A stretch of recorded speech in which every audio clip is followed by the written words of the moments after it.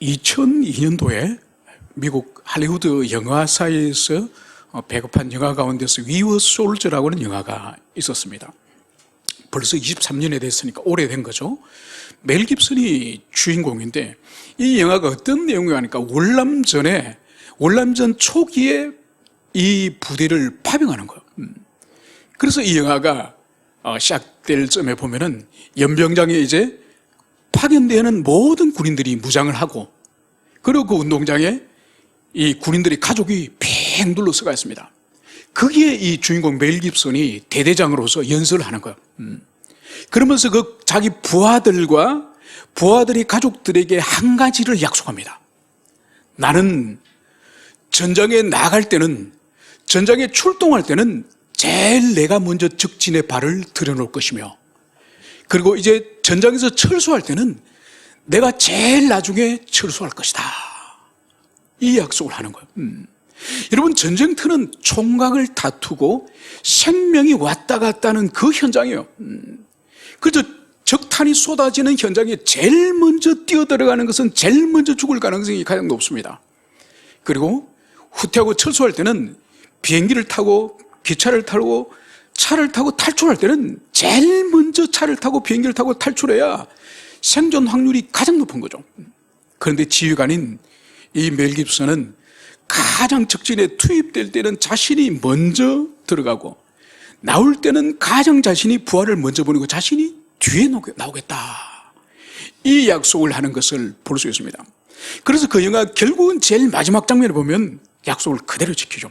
항상 자신이 먼저 뛰어들고, 그리고 철수할 때는 제일 마지막에 헬기를 타고 나오는 그 장면을 볼 수 있습니다. 여러분, 오늘 우리가 다루는 이 말씀은 여호수아의 전쟁과 계속 되어지는 이 기업의 분배, 이 토지의 분배에 관한 말씀을 우리가 계속 살펴보고 있습니다.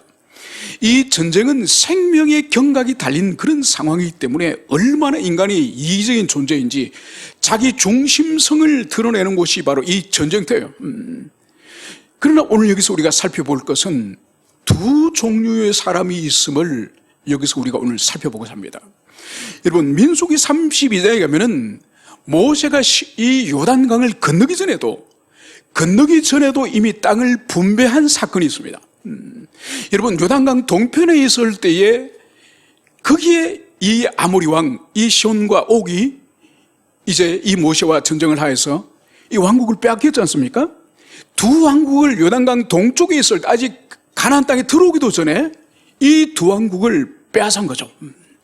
그런데 이 땅을 루벤 지파와 갓 지파가 보니까 너무 이 땅이 좋은 거예요. 자신들이 키우는 양이나 염소나 소를 키우기에 너무 초지가 아름답고 너무 땅이 좋아가지고 모세를 찾아갑니다. 저희들에게 이 땅을 주십시오.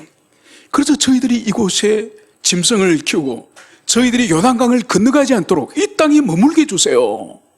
이걸 모세에게 부탁을 하는 거예요. 이 말을 들은 모세는 펄쩍 뜁니다. 펄쩍 뛰는 거죠. 왜냐하면 하나님이 약속하신 땅은 요단강 동편 땅이 아니에요. 요단강 동편 땅이 아니라 요단강 서편에 있는 그 땅을 하나님의 약속의 땅, 젖과 꿀이 흐르는 가나안 땅이에요. 하나님은 그 땅으로 인도하셔서 그 땅에 이 지파별로 분배를 해가지고 하나님의 통치를 받는 하나님의 왕국을 하나님이 세우기를 원했는데, 지금 이 루벤과 이 갓과 이 므낫세 절반 지파가 이 요단강 동편의 땅이 너무 자기 눈이 좋은 거예요. 그래서 모세가 펄쩍 뛰면서 너희들의 부모를, 너희들의 아버지를 너희들이 기억하지 않느냐. 40년 전에 가데스 바네아에서 정탐꾼을 올려보냈더니 그 정탐꾼이 돌아와서 불신앙의 복을 하는 번에 모든 사람이 하룻밤 사이에 배교자가 돼가지고 우리는 가나안 땅 못 갑니다. 우리는 다시 이집트로 돌아갈 겁니다. 그 너희들이 불신앙의 그 말을 하나님이 듣고 20살 이상 된 모든 사람들은 광야에서 죽지 않았냐. 너희들이 또 하나님의 저주받을 짓을 또 하는구나. 이러니까 이 사람들이 움찔하면서 뭘 하는 거니까, 그러면요, 우리가 이곳에 짐승을 위해서 우리간을 짓고, 그리고 우리 처자식을 위해서 집을 짓고 다 준비하고 나서 우리가 따라가겠습니다. 우리가 가겠습니다. 그리고 그 동편에 있던 우리들이 서쪽으로 건너가서는 전쟁에서 우리가 앞장서겠습니다. 그러니까 이들이 워낙 우기니까 하나님과 모세도 허락해버립니다. 그래서 거기서 이 두 지파 반이 머물러 앉아서 그들의 고집대로 주님이 내버려 두는 거예요. 여러분, 결국은 정복전쟁이 끝나고 이들이 두 지파 반이 돌아옵니다. 자기 처자식과 짐승이 있는 곳으로 돌아옵니다. 여러분, 행복하게 잘 살았을까요? 그 기름진 땅에서 안 해요. 여러분, 요단강이 중간에 가르고 있으니까 이 본토 가나안 땅과 이 분리되잖아요. 분리되기 때문에 연합이 잘 이루어지지 않아요. 그리고 분리되기 때문에 수시로 그 땅에 정복하지 못했던 그 원주민들이라든지 주변의 여러 나라가 이 요단 동편에 있는 이 두 지파 반을 공격합니다. 그래서 역사 속에 끊임없이 환란을 당하다가 나중에 아수르 제국이 10지파를 정복하고 포로로 잡아가지 않습니까? 제일 먼저 요단 동편에 있는 이 지파들이 제일 먼저 망하고 먼저 포로로 잡혀가요. 여러분, 하나님이 하지 마라, 하나님 이것이 좋다. 여러분, 하나님의 말씀은 절대 선해요. 그거는 증명할 필요도 없고 테스트 해볼 필요도 없는, 더할 필요도 없고 뺄 필요도 없는 절대 선이 하나님이 주신 말씀이에요. 여러분, 그런데 이 두 지파 반은 하나님 그게 아니고요, 이 가난 서쪽보다 여기에 더 좋아요. 하나님을 잘 모르시는 것 같은데 우리가 소 키우고 양 키우고 짐승 키우고 여기가 너무 좋습니다. 우리 나중에 다른 말 하지 않을 테니 이거 주세요. 여러분, 하나님이 주시는 거예요. 여러분, 고집을 피우고 억지로 우기며 살려고 하는 사람은 하나님 절대로 팔을 꺾으면서 주님 그러지 않습니다. 여러분, 누가복음에 보세요. 탕자 비유 보세요. 아버지에게 재산 상속을 달라 그러지 않습니까? 아버지는 그 방탕한 아들이 그 돈 가지고 뭘 할지 다 알아요. 그 아들의 다리 몽둥이 부러뜨리지 않다니까요. 그래, 가져가라. 결국은 그 돈을 흐랑방탕에 다 쓰고 나중에는 돼지가 먹는 사료도 먹을 것이 없어서 비참한 모습이 되는 그게 인간이에요. 주님은 그래, 네가 그 수업료가 필요하다고? 네가 학원비가 필요하다고? 그래, 네가 이 땅에 머물러 봐라. 그리고 유산? 그래, 미리 주지. 여러분, 하나님은 절대로 우리 비인격적으로 다리 몽둥이를 부러뜨리든지 팔목대기를 부러뜨려가지고 순종시키지 않아요. 억지로 주님의 말씀을 거역하여서 가고자 하면은 주님이 보내시는 거예요. 그래서 둘러서 오는 사람이 있는가 하면은 영원히 둘러오지 못하고 그 자리에서 주저앉아 버리는 수많은 사람이 있다는 것이, 이것이 성경의 가르침입니다.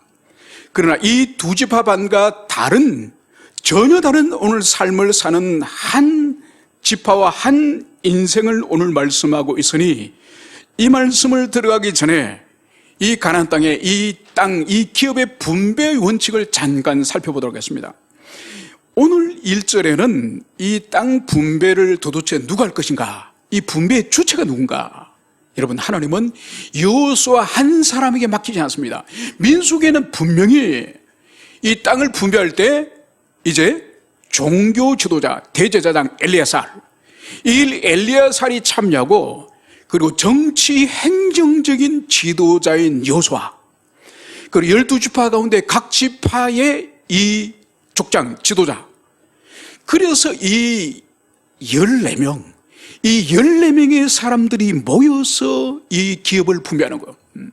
그러면 이 분배를 이 14명이 함께 모여서 회의를 하여서 이 14명의 사람들이 협의하여서 기업을 분배할 거예요? 안 해요.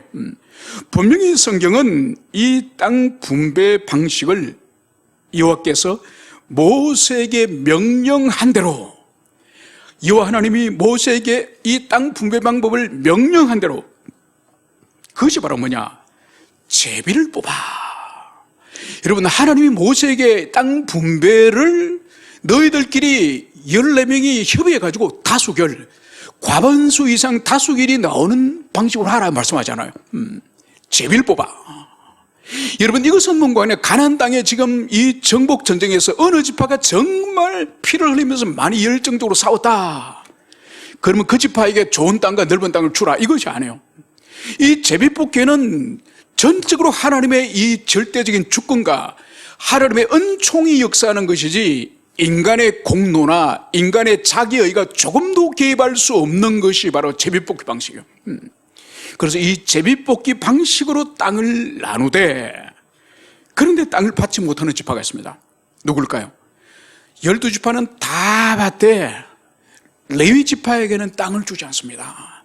레위지파에게는 뭘 주느냐? 겨우 그 사람이 살 성읍과 그리고 이 레위지파도 백성들로부터 11조를 받기 때문에 양의 11조, 염소의 11조, 소의 11조를 받기 때문에 그 짐승을 먹일 목초지는 필요하겠죠, 그죠? 그래서 하나님이 레위지파에게는 이 거주할 성읍, 집과 목초지 정도만 주게 합니다. 여러분, 왜 그러면 이 레위지파에게는 하나님이 이 기업을, 이 땅을 주지 않을까요? 그것은 뭔가 하니까 다른 모든 지파는 그들의 삶을 생업을 통해서 자기 직업 생업을 통해서 살게 하지만은 이 레위지파의 생업은 이 땅에서 양을 치고 밀을 키우고 보리를 키우고 이것이 생업이 아니에요. 이 레위지파의 생업은 두 가지니, 첫째는 하나는 하나님을 성막과 성전에서 예배하는 제사 드리는 봉사는 그것이 레위지파의 1차적인 사명이고, 두 번째는 뭐냐? 이 레위지파는 다른 지파들은 이 베냐민 지파의 땅, 유다 지파의 땅, 이 갓 지파의 땅, 이 지파의 땅들이 다 정해져 있습니다. 거기에 다 그 지파 사람들이 함께 모여 사는 거예요. 그런데 레위 지파는 그 땅 자체가 없기 때문에 어떻게 하느냐? 이 48개의 성읍을 받는데 이 12지파에 이 전국적으로 흩어져 사는 거예요. 전국적으로 흩어져서. 왜? 이 레위지파가 동족 형제를 위한 봉사의 이 사명은 뭐냐? 바로 하나님의 율법, 이 율법을 자기 형제 지파들에게 계속 그 백성들 속에서 가르치는 게 이게 형제들을 향한 봉사예요. 그래, 하나님을 향한 봉사는 예배와 제사를 봉사한다고 한다면은 형제 지파 11지파를 향해서는 하나님의 율법의 말씀을 잘 가르치는 이 사명이 이 레위지파의 사명이기 때문에 농사 짓고 짐승 치는 것을 하나님이 허용하지 않고 온전히 위로는 하나님을 섬기고 옆으로는 동족에게 율법을 가르치는 이 사명이 이 레위지파에게 주어졌기 때문에 바로 이 레위지파에게는 따로 기업을 주지 않았다는 것을, 이것을 여러 번 주님이 말씀하고 있습니다. 이제 이게 서론적으로 이 분배의 원칙, 분배의 대원칙인 것을 살펴보고 이제 구체적으로 오늘 본문을 들어가도록 하겠습니다. 그때 유다 자손이 길갈에 있는 여호수아에게 나오고 그니스 사람 여분의 아들 갈렙이 여호수아에게 말하되 여호와께서 가데스 바네에서 나와 당신에게 대하여 하나님의 사람 모세에게 이르신 일을 당신이 아시는 바라. 여러분, 이제 이 기업의 분배, 이 기업의 분배에서 제일 먼저 여호수아에게 나오는 지파가 어디죠? 유다 지파요. 그리고 유다 지파에 오늘 또 한 사람이 등장하니 바로 갈렙이라고 하는 이 사람이 등장을 합니다. 그러면 오늘 먼저 기업 분배에 있어서 12지파 가운데 이 유다 지파가 가장 먼저 오늘 나오는 것을, 이 의미를 살펴보도록 하겠습니다. 여러분, 12지파 가운데 가장 사람 수가 많은 지파가 이 유다 지파예요. 그래서 가장 사람의 수도 많고 그리고 가장 강력하고, 그러니까 당연히 가장 넓은 땅을 이 유다 지파부터 줘야 되겠죠. 그리고 이 지파는 12지파 가운데 지도적 지파예요. 지도적 지파. 그래서 이 창세기 48장에 가면은 이 아버지 야곱이 죽어가면서 12아들에게 기도해주고 그들과 그들의 후손에 대해서 이 야곱이 예언을 하지 않습니까?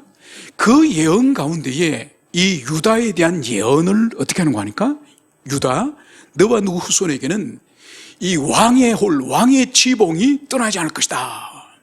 그러니까 유다 지파에게서 이 민족의 왕이 태어날 것이며, 그리고 그 왕의 홀이 떠나지 않을 것이라고 하는 것은 영원히 유다 지파에서 왕이 계속되어질 것임을, 그것을 아버지 야곱이 죽어가면서 예언합니다.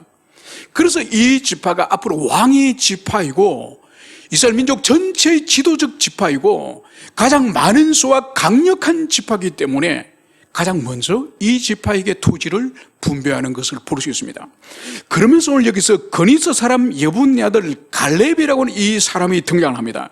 여러분, 이 사람은 일찍이 민수기 13장 14장에서 가나안 땅에 12명의 정탐꾼을 보낼 때 거기에 포함됐던 인물이 여기서 오늘 또다시 여호수아에서 또 등장하는 것을 볼 수 있습니다. 여러분, 여기서 이 사람을 우리가 자세히 볼 필요가 있는데, 이 사람은 누군가 하니까 그리스 족속, 그리스 사람이라 합니다. 여러분, 이 그리스 족속은 누군가 하니까 이스라엘 백성의 혈통적 야곱의 후손이 아니에요. 이 사람은 그리스 족속은 가나안 땅의 원주민이에요. 원주민. 그러니까 어떻게 됐는지 이 가나안 원주민이 이집트 들어가서 살았던 거예요. 그러니까 오늘날 미국이라고 하는 나라가 모든 세계의 인종들의 백화점 같은 모든 인류의 인종들이 미국이나 뉴욕에 다 모여있지 않습니까? 그것처럼 그 당시에 이집트가 전 세계적인 제국이었기 때문에 아프리카나 아시아의 모든 인종이 이집트에 다 모여 살았다고 그렇게 볼 수 있는 거죠. 아무튼 이 갈렙 또한 자신들의 부모가 이집트에서 살다가 이 사람이 출애굽할 때 같이 나왔던 것이 분명합니다. 그래서 출애굽기에 보면은 이 하나님의 백성들과 함께 허다한 이 수많은 잡족들이 함께 출애굽하였다. 성경이 그것을 기록하는 거예요. 그래서 순수한 하나님의 백성 외에도 그 이집트에 살고 있던 사람들이 막 재앙이 내리는데 하나님의 백성들은 온전하고 수많은 그런 백성들과 짐승들이 죽어나가는데도 하나님 백성들은 하나님이 지키시는 놀라운 일을 보고 이집트에 지금까지 우리가 섬겼던 우상들은 다 헛것이다. 이 하나님이 참된 신이시고 참된 하나님이다. 그래서 이들이 지금 떠나갈 때 우리도 따라가자. 그래서 수많은 잡족들이 함께 출애굽하였다고 성경이 기록하고 있는 거예요. 바로 그 무리 가운데에 이 갈렙의 가정이 포함된 거죠. 여러분, 갈렙이라고는 이 이름 자체도 그렇게 은혜로운 이름이 아니에요.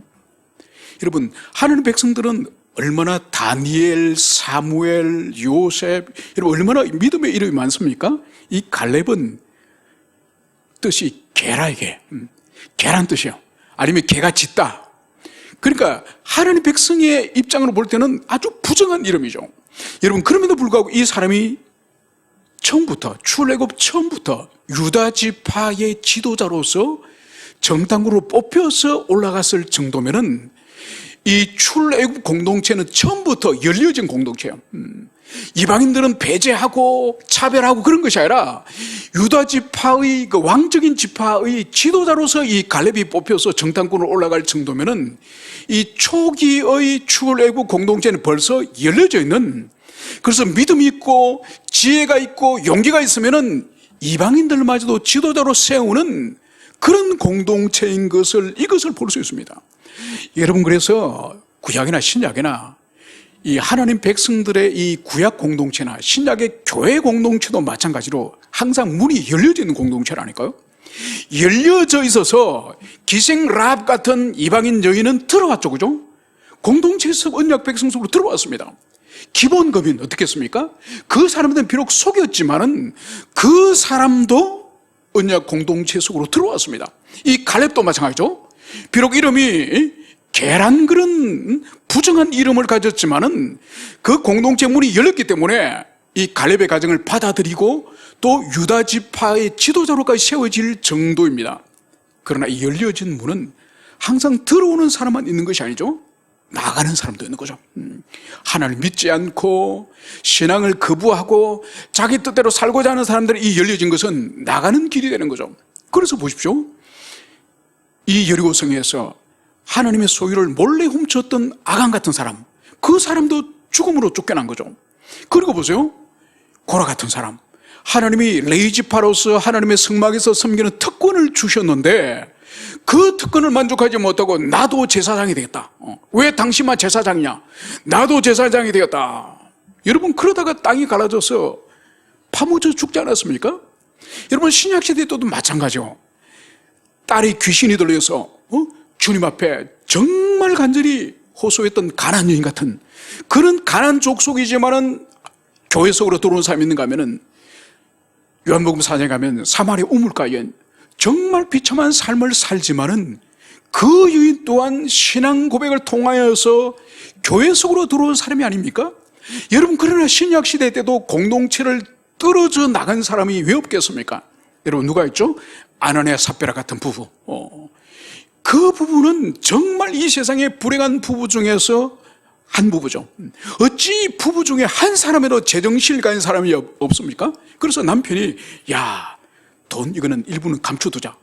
그러면은 이 삽비라 이 아내라도 정신이 있습니다. 당신이 지금 제정신이냐고, 하나님을 속이려고 생각하냐고, 정신 차리라고. 우째 부부가 한 마음이 됩니까, 여러분?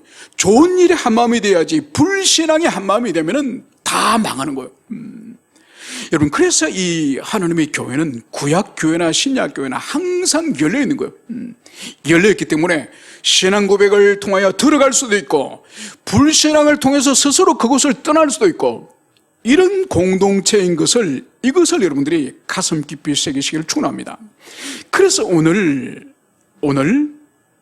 이 갈렙은 이제 7절에서 이렇게 말씀합니다. 내 나이 40세에 여호와의 종 모세가 가데스 바네에서 나를 보내어 이 땅을 정탐하게 하였으므로 내가 성실한 마음으로 그에게 보고하였고, 오늘 이 갈렙은 지금부터 45년 전으로 돌아가서 오늘 여호수아에게 45년 전에 있었던 일을 오늘 상기시켜 주는 것을 볼 수 있습니다. 그래서 자기 나이에 이 40살, 자기 나이 40세에 이제 모세가 자기를 가데스 바네아에서 이제 가나안 땅으로 보냈다는 거죠. 보내서 그 땅을 정탐하게 했는데 내가 성실한 마음으로 그에게 보고하였고, 여러분, 이것은 민수기 14장의 말씀을 지금 그대로 지금 이 갈렙이 다시 회상을 하고 있습니다. 제가 이 부분에 대해서 40년 전에 있었던 이 사건을 제가 읽어드리도록 하겠습니다. 자, 민수기 14장 21절 24절 우리 함께 자, 제가 읽어드리겠습니다. 자, 들으십시오. 자, 찾으면 시간이 걸리니까. 자, 21절부터 읽습니다. 그러나 진실로 내가 살아있는 것과, 지금 하나님이 지금 말씀하시는 거예요. 진실로 내가 살아있는 것과 여호와의 영광이 온 세계에 충만한 것을 두고 맹세하노니 내 영광과 애굽과 광야에서 행한 이적을 보고서도 이같이 10번이나 나를 시험하고 내 목소리를 청종하지 아니한 그 사람들은 내가 그들의 조상에게 맹세한 땅을 결단코 보지 못할 것이요 또 나를 멸시하는 사람은 한 사람도 그것을 보지 못하리라. 그러나 내 종 갈렙은 그 마음이 그들과 달라서 나를 온전히 따라선저 그가 갔던 땅으로 내가 그를 인도하여 드리리니 그의 자손이 그 땅을 차지하리라. 여러분, 지금 이 말씀은 가데스 바네아에서 40년 전에 하나님이 이제 이스라엘 백성들, 지금 우리는 가나안 땅 못 갑니다, 그렇게 부르짖었던 이 사람들 에게서 하나님이 지금 하시는 말씀이에요. 그래서 내가 결단코 맹세하건대 너희들 가운데 한 명도 가나안 땅에 들어갈 수 없다. 그러면서 주님이 내 종 갈렙은 그 마음이 그들과 달라서 온전히 나를 따라선저 그가 갔던 땅으로 내가 그를 인도하여 드리리니. 여러분, 지금 가데스 바네아에 40년 전에 이 갈렙이 여호수아와 함께 올라갔지 않습니까? 그리고 다시 광야로 내려와서 보고할 때에 하나님의 진노를 통해서 너희들은 40년 동안 다 광야에서 죽을 것이다, 그 말씀을 주님 하셨죠. 그 40년의 세월이 지나고 나서 오늘 하나님이 어떻게 하시겠다고요? 네가 올라갔던 땅으로, 갈렙 네가 올라갔던 땅으로 내가 다시 그 땅으로 너를 인도하겠다. 그리고 그 땅을 너 후손에게 주겠다. 40년 전에 하나님이 이 약속의 말씀을 하신 거예요. 이거를 지금 오늘 갈렙이 여호수아에게 40년 전에 하나님 말씀하신 걸 지금 상기시키고 있는 거예요. 혹시 있었을지 모르기 때문에 그것을 지금 이 갈렙이 생생하게 이 여호수아에게 말하는 거예요. 왜냐하면 그 당시 하나님의 말씀, 이 말씀을 들은 사람은 지금 아무도 없습니다. 이 여호수아 혼자 정인이에요. 나머지 모든 사람은 광야에서 다 죽었기 때문에 그때 하나님께서 모세에게 말씀하셨던 그 말씀을, 모세는 죽었죠. 그리고 나머지 어른들도 다 죽었죠. 오직 이 갈렙과 여호수아에게 하신 말씀을 듣는 사람은 두 사람밖에 없는 거예요. 그래서 지금 이 갈렙이 이 여호수아에게 40년 전에 하신 그 말씀을, 다시 하나님의 말씀을 오늘 리마인드 해주고 있는 이것을 여기서 볼 수가 있습니다. 그래서 오늘 여기서 우리가 볼 수 있는 것은, 오늘 주님께서는 너가 갔던 땅으로 내가 너를 다시 그곳으로 인도하겠다. 여러분, 이 말씀에 대해서 이 갈렙은 40년의 세월이 지났지만 굳세게 가슴에 새기고 있는 거예요. 여러분, 지금부터 40년 전이라면 1985년도예요. 그죠? 1985년도. 여러분, 1985년도에 무슨 일이 있었습니까? 여러분 인생에? 그때 무슨 약속한 거 기억납니까? 기억나지 않죠. 그죠? 여러분, 사람들은 보통 시간이 좀 지나고 그 약속이 희미해지면 다 잊어버립니다. 여러분, 갈렙은 40년 전에 하나님이 약속하셨던, 45년 전에 약속하셨던 그 말씀을 가슴에 마치 처음 들었던 것처럼 그대로 지금 간직하고 있는 것을 볼 수 있습니다. 그 간직하고 있는 것을 오늘 여호수아를 찾아와서 오늘 그 땅으로 나를 하나님이 인도하시겠다고 하셨는데 당신은 그때 그 말씀을 기억하시지요? 이 말씀을 하고 있는 것을 여기서 볼 수 있습니다. 그러면서 오늘 보십시오. 오늘 그때 무슨 일이 있었는지 8절에서 이렇게 말씀합니다. 나와 함께 올라갔던 내 형제들은 백성의 간남을 높게 하였으나 나는 내 하나님 여호와께 충성하였으므로. 여러분, 12명의 정탐꾼이 올라갔지만은 이 지금 갈렙이 나의 형제라고 말한 이 10명의 이야기와 그리고 여호수아와 자신의 이야기를 여기서 지금 나누어서 말하고 있습니다. 여러분, 나와 함께 올라갔던 나의 형제들은 백성을 어떻게 했다고요? 간담을 높게 하였고, 우리 성경은 간담으로 또 여기서는 번역을 했지만 이것은 마음이요, 레버, 마음을 말하는 거예요. 마음을 높게 하였고, 그래서 이 단어를, 레버라는 단어를 어떤 데에서는 간담, 어떤 데서는 마음, 이렇게 번역을 하고 있습니다. 여러분, 이 형제들이 무슨 보고를 했길래 이 동포 백성들의 마음을, 간담을 녹이게 했을까요? 그것은 바로 그들이 올라가서 이 가나안 땅을 돌아보다가 특별히 아낙 자손이 살고 있는 헤브론 성을 본 거예요.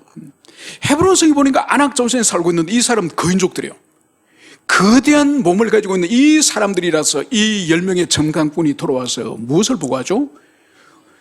그들에 비해서 우리는 메뚜기와 같습니다. 우리는 메뚜기 같은 존재입니다. 우린 도무지 그 성을 빼앗을 수가 없습니다. 그래서 지금도 늦지 않습니다. 우리는 이집트로 돌아갑시다. 이 아낙 자손에게 맞아 죽는 것보다는 이집트 노예로 사는 것이 더 낫습니다. 돌아갑시다. 여러분, 이 백성들의 이 10지파의 지도자가 이 말을 했으니, 일반 백성이 아니라 지도자가 말을 했으니 얼마나 그 영향력이 컸겠습니까? 그래서 그날 밤에 무슨 일이 벌어졌습니까? 성경은 모든 백성이 그날 밤에 통곡하였다 그러고요. 완전 진영 전체가 울음바다가 됐어요.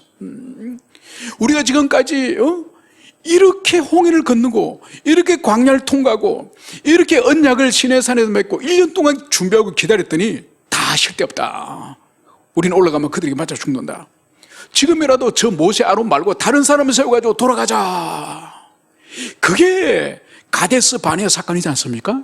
여러분, 가데스 바네아는 하나님의 이스라엘 백성들의 1차 믿음의 테스트장이요. 시험이에요, 시험. 너희들이 시내산에서 언약을 맺고 율법을 받고 그리고 너희들이 내가 주는 만나와 메추라기를 먹고 너희들이 과연 믿음이 있는가? 가나안 땅을 얻을 만한, 가나안 땅에 들어갈 만한 믿음이 너희들이 있는가? 테스트의 현장이 가데스 바네아예요. 여러분, 가데스 바네아의 이 테스트는, 신앙의 테스트는 오늘날 우리에게 믿음의 테스트, 우리가 하나님의 나라에 들어가고 영생 구원을 받기 위해서 반드시 주님이 우리를 어떻게 하십니까? 믿음이 있는지 없는지를 테스트하죠. 바로 가데스 바네아 사건은 우리의 믿음을 테스트하는 그 현장인 것을, 이것을 우리가 반드시 기억해야 될 것입니다. 그래서 결국은 어떤 일이 벌어집니까? 10명의 이 지도자는 백성들의 간담을 녹이는 그런 지도자였지만은 이 여호수아 갈렙은 백성들을 어찌하면 격려하고 고무하고 용기를 줘서 하나님을 신뢰하고, 결국은 그 시도가 어떻게 되었습니까? 실패하죠. 왜 그럴까요? 10명의 불신앙에 10명의 이 죄의 감염이 삽시간에 쫙 퍼지는 거예요. 여러분, 그래서 여호수아 갈렙의 이 신앙 믿음, 믿음은 백성들이 아무리 설득하고 심지어 두 사람이 옷을 찢으면서 설득해도 안 먹혀 들어가요. 여러분, 이것이 오늘도 마찬가지요. 여러분, 옆에 있는 사람이 아무리 은혜를 받아도 같이 은혜 받기는 힘듭니다. 왜냐하면 은혜라고 하는 것은 1:1로 주님과 관계성 가운데서 부어주시는 것이기 때문에 그 사람 믿음이 없으면 은혜를 받지 못해요. 그런데 옆에 있는 사람이 큰 시험에 들었고 큰 죄에 지금 빠져 있는 거예요. 그래서 입으로 삶으로 막 공동체에 들어온 것을 퍼나르고 있으면은 어떻습니까? 은혜는 옆에 있는 사람의 은혜를 받는 것은 힘들어도 죄는 삽시간에 감전돼요. 삽시간에 퍼져지는 거예요. 여러분, 이것이 은혜의 작용과 죄의 작용에 있어서 여러분, 이 은혜 받는 것은 하나님이 반드시 역사하셔야 은혜를 받지만 여러분, 죄에 감염되는 건 하나님의 역사 필요 없습니다. 하나님 도움 필요 없습니다. 그냥 자기 속에 있는 이 죄성과 부패성이 왕성하게 일어나면은 누구나 하루아침에 이스라엘 백성 수백만 명의 사람들 하루아침에 다 불신앙으로 변질되듯이 그게 바로 부패한 죄인의 우리의 모습인 이것을 우리가 겪게 됩니다. 그래서 우리는 10명과 같은 그런 지체들의 공동체 지체들의 마음을 녹이는 불신앙으로 미끄러지게 하는 그런 존재가 우리가 될 수도 있습니다. 그런데 여호수아와 갈렙처럼 정말 지체들을 세우고 지체들에게 격려와 고무와 은혜를 끼치려고 하는 이런 사람들도 있는 거죠. 그래서 우리가 어떤 선택을 하느냐, 그것에 따라서 내 주변의 자녀들, 가족들, 교회 지체들, 또 직장의 동료들, 여러분, 결국은 나로부터 출발한다는 이것을 여러분들이 가슴 깊이 새기시기를 축원합니다. 그래서 오늘 이 10명의 형제들은 백성의 간담을 녹였다고 한다면은 오늘 9절에서는 그날에 모세가 맹시하여 이르되 네가 내 하나님 여호와께 충성하였은즉 내 발로 밟는 땅은 영원히 너와 내 자손의 기업이 되리라. 여러분, 이것은 민수기 14장 잠시 전에 읽었던 그 말씀을 그대로 지금 갈렙이 인용하여서 지금 여호수아에게 들려주고 있는 것을 볼 수 있습니다. 그래서 이 충성한 갈렙을 향해서는 바로 발로 밟는 모든 그 땅을 이제 주리라. 여러분, 여기서 우리가 볼 수 있는 것은 뭔가 하니까 이 땅을 기업으로 주시겠다는 이것은 40년 전에 하나님께서 모세를 통해서 두 사람에게 주신 약속이지만은 더 거슬러 올라가면은 500년 전에 이미 하나님께서 아브라함과 이삭과 야곱에게 하셨던 그 언약이요. 그 언약이 지금 세월이 500년이 지나고 나서 다시 여호수아 갈렙에게 재현되는 것이지, 이 언약의 말씀은 권한적으로는 이미 아브라함과 이삭과 야곱에게 지금 너와 너 후손들에게 이 땅을 주리라, 그 말씀이 여기서 구체적으로 오늘 여호수아 갈렙에게 실현되어지는 이것을 여기서 볼 수 있습니다. 그래서 이제 이 갈렙은 여호수아에게 10절에서 이렇게 말씀을 하고 있습니다. 이제 보소서, 여호와께서 이 말씀을 모세에게 이르신 때로부터 이스라엘이 광야에서 방황한 이 45년 동안을 여호와께서 말씀하신 대로 나를 생존하게 하셨나이다. 오늘 내가 85세로 돼. 여러분, 하나님은 갈렙에게 네가 밟은 이 땅을 내가 너에게 돌아오게 하겠다. 다시 세월이 얼마나 지날지 모르지만은 40년이 지났지만은 다시 그 땅을 너에게 밟게 하겠다. 돌아오겠다. 주님이 그 약속을 40년 전에 하지 않았습니까? 그것을 오늘 갈렙이 말하는 거예요. 이제 보십시오. 이스라엘이 광야에서 방황한 이 45년 동안 하나님의 말씀대로 나를 생존하게 하셨나이다. 여러분, 다른 사람들은 다 광야에서 죽었지만은 여호수아 당신과 나는 지금 살아있지 않습니까? 그것은 45년 전에 하나님께서 이 땅을 다시 돌아와서 이 땅을 너와 너 자손에게 주시고 했던 그 말씀이 이루어지지 않았습니까? 이 말씀을 지금 갈렙이 하고 있는 것을 여기서 볼 수 있습니다. 그러니까 이 갈렙은 하나님의 이 말씀에 대해서 굳센 믿음이 지난 45년 동안 된 거죠. 그 말씀을 한 번도 놓치지 않았죠. 반드시 나를 다시 정탐꾼으로 돌았던, 정탐꾼으로 둘러봤던 그 헤브론, 그 가나안 땅을 다시 나를 밟게 하실 거다. 이 하나님의 말씀에 대한 이 굳센 믿음을 이 갈렙이 가지고 있었던 거죠. 그러면서 오늘 11절에서는 다시 이렇게 말씀합니다. 모세가 나를 보내던 날과 같이 오늘도 내가 여전히 강건하니 내 힘이 그때나 지금이나 같아서 싸움이나 출입이나 감당할 수 있으니. 지금 갈렙은 45년 전에 모세가 나를 정당으로 보낼 그때나 지금이나 여전히 내가 강건하다는 거예요. 그래서 내 힘이 그때나 지금이나 똑같아서 전쟁에 있어서도 나는 충분히 감당할 수 있습니다. 이것을 여기서 말씀하는 거예요. 여러분, 지금 이스라엘 백성들의 이 공동체, 이 민족 공동체 전체에서 가장 고령자가 누굴까요? 가장 고령자는 여호수아예요. 여호수아는 이 요단강을 건널 때 그 나이가 한 95세 정도 되었다고 추정합니다. 그러니까 지금 전쟁이 5년이 지났으니 최소한 여호수아는 100세가 된 거예요. 그런데 갈렙은 지금 자기 입으로 고백을 하죠. 몇 세라고요? 85세요. 그러니까 이 여호수아와 갈렙은 나이가 한 15살, 10살 이 정도 차이는 이 상당한 이 나이 차이 나는 것을 볼 수 있습니다. 그래서 여호수아는 더 이상 전쟁을 할 수 없는 늙고 쇠약해졌다고 한다면은 이 갈렙은 여전히 전쟁할 수 있는 강력한 그 상태라는 것을 이것을 여기서 볼 수가 있습니다. 여러분, 오늘 이 여호수아가 말하는 이 갈렙의 태도를 가만히 보십시오. 이 여호수아 다음으로 나이가 많은 사람이 이 갈렙이에요.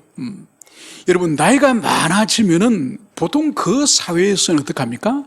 연로하신 분들에 대해서 이 젊은 세대들이 대우를 하지 않습니까? 대우를 당연히 하고, 그리고 어른이 되면은 또 어떤 마음이 생길 수가 있습니까? 젊은 사람에 비해서 이 대우를 받고 싶고 하고 또 챙김을 받고 싶어 하는 그런 마음이 없지 않아 있거든요.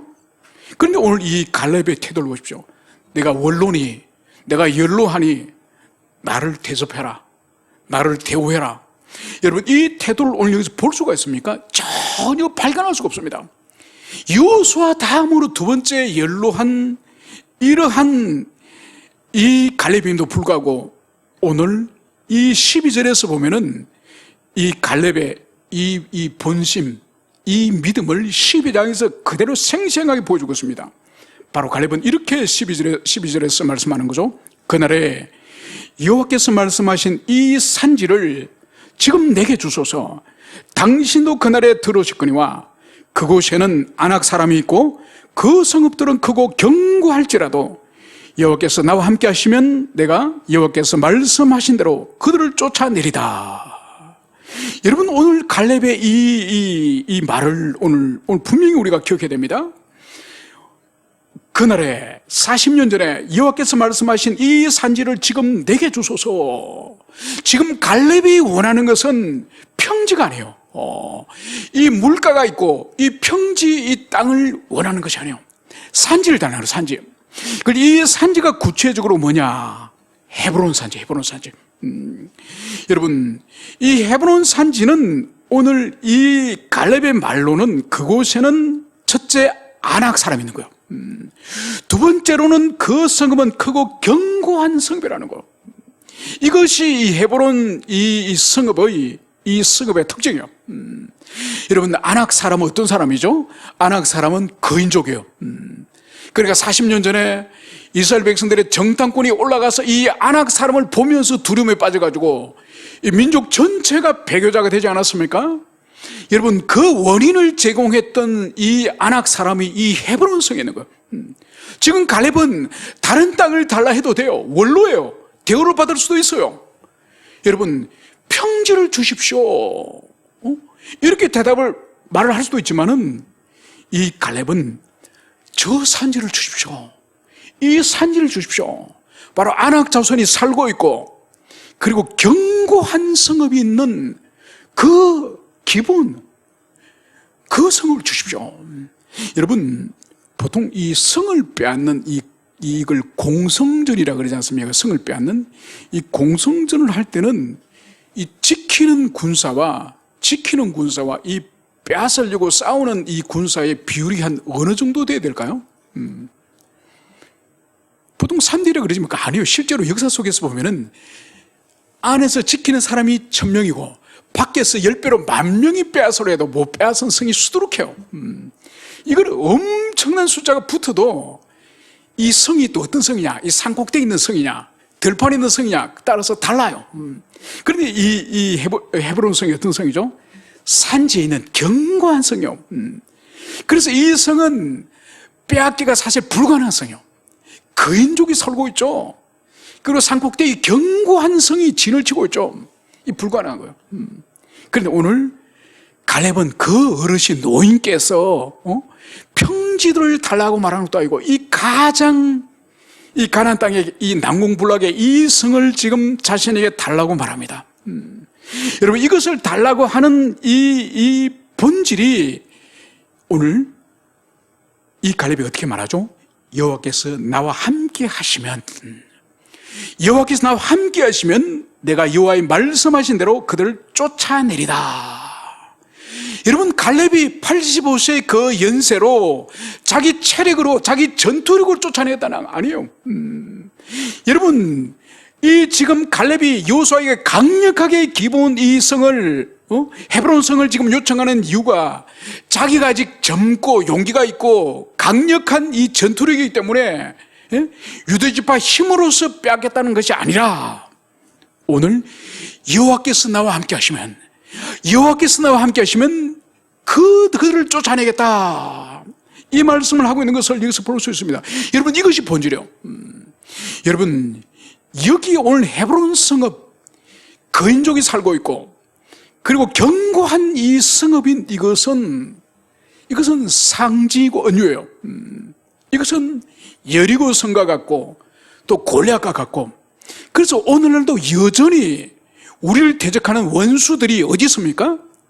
우리 밖에 세상에 있죠. 우리 유혹하는, 우리 심에 빠뜨리게 하는 원수마귀가 있죠. 여러분, 그것보다 훨씬 더 강력한 우리의 대적이 어디 있어요? 우리 안에 있습니다. 우리 안에. 우리의 탐욕, 우리의 욕망, 우리 육체적인 욕망, 세상의 자랑. 여러분, 우리 밖에뿐만 아니라 우리 내면 속에 강력한 원수들이 우리를 대적하고 있는 거예요. 여러분, 절대로 우리 힘과 능력으로는 절대로 싸울 수 없습니다. 100번 싸우면 100번 다 패배하는 것이 영적 싸움이에요. 그리고 오늘 여호수아 앞에 이 갈렙이 분명하게 고백하죠. 여호와께서 나와 함께 하시면, 여호와께서 함께 하시면 내가 그들을 쫓아내리다. 여러분, 그 영적 전쟁, 이 영적 전쟁의 관건은 결국 뭐죠? 하나님이 우리와 함께하는 거예요. 여러분, 하나님이 우리와 함께하는 이것이 영적 전쟁. 이 헤브론 성, 여리고 성, 골리앗, 그가 싸워서 이길 수 있는 유일한 조건이 하나님이 도우시고 하나님이 함께 하시는 이것이 이루어지지 않으면 우리는 절대로 악한 세력과 우리의 대적과 원수와 싸워서 이길 수 없는 거예요. 그러면 이런 질문을 하겠죠. 아니, 그러면 어떻게 해야 하나님 우리와 함께 하십니까? 어떻게 해야 하나님 우리와 함께 하십니까? 여러분, 이것은 주님께서 명쾌하게 말씀하셨습니다. 여러분, 이것은 어떻게 해야 우리가 하나님 우리와 함께 하시느냐? 바로 주님 앞에 성결하고 거룩한 삶을 살고 바로 주의 계명과 말씀에 대해서 순종의 삶을 사는 사람에게 주님께서 함께하는 거예요. 다른 게 아니에요. 여러분, 많은 사람이 신앙생활을 오래 하고 열정적으로 신앙생활을 하더라도 영적으로 실패하고 영혼이 변화되지 않고 인격이 변화되지 않고 삶이 변화되지 않고 질이 멸렬한 신앙생활을 평생을 하는 이유가 뭔지 아십니까? 그 사람에게 하나님이 함께 하시는 거예요. 왜 함께 하지 않죠? 여러분, 하나님은 거룩한 분이세요. 더럽고 부정하고 불순종하는 그런 인생들에게는 하나님이 함께하지 않으세요. 여러분, 이걸 분명히 기억해야 돼요. 많은 사람이 신앙생활을 하면서 막 열정적으로 뭘 하는데, 여러분, 열정적으로 하는 게 중요한 것이 아니에요. 거룩하고 성결한 삶은 바로 순종에서 나오는 거예요. 하나님 말씀에 순종하지 않고 그분 앞에 자신을 쳐서 복종하지 않는 삶은 평생을 신앙생활 하더라도 하나님의 은총을 누릴 수가 없다니까요. 많은 사람이 여기서 다 쓰러지는 거예요. 여기서 다 무너지는 거예요. 여러분, 영적 전쟁의 원리를 알아야 돼요. 원리는 다른 것이 아니라 그분의 뜻대로 살고 그분의 뜻대로 순종할 때에 그분의 도움이 우리들에게 임하는 거예요. 그래서 오늘 이 여호수아에게 오늘 갈렙은 분명히 그 산지를 달라고 하면서 그 산지를 얻는 조건이 바로 뭐죠? 여호와께서 나와 함께 하시면, 하나님 나와 함께 하시면 그들을 쫓아낼 수 있다. 이것을 여러분들이 가슴 깊이 새기시길 축원합니다. 그리고 우리가 주님 앞에 어떤 결단을 하고 작정을 하고 무슨 계획을 세우고, 여러분 이것도 중요합니다. 무슨 삶의 계기가 있어서 그걸 계기로 새로운 것을 하는 것은 중요합니다. 여러분 그보다 훨씬 더 중요한 것이 범사에, 일상의 모든 삶 가운데서 항상 주님의 뜻대로 내가 살아가고 있는가, 주님이 나에게 지적하시고 그렇게 살지 말라고, 그 죄악과 패악한 모습을 버리라고 끊으라고 말할 때에 그거를 버리되는 거예요. 여러분 그래서 신앙생활 가운데 여러분 더러운 죄악을 품고 있으면서 은혜의 역사는 일어나지 않습니다. 여러분 이것을 명심하시길 바랍니다. 그래서 오늘 13절과 14절에 보면 이 갈렙의 온전한 이 순종, 이 온전한 이 순종을 하나님 보시고, 오늘 13절에서는 여호수아가 예분네 아들 갈렙을 위하여 축복하고 헤브론을 그에게 주어 기업을 삼게 하며. 여러분 하나님의 종 여호수아는 이 갈렙의 온전한 순종과 온전한 삶을 알기 때문에 이 갈렙을 축복하는 거예요. 그리고 헤브론 땅을 그에게 싸워서 얻을 수 있도록 이 헤브론 땅을 오늘 주었다고 오늘 성경은 말씀하고 있습니다.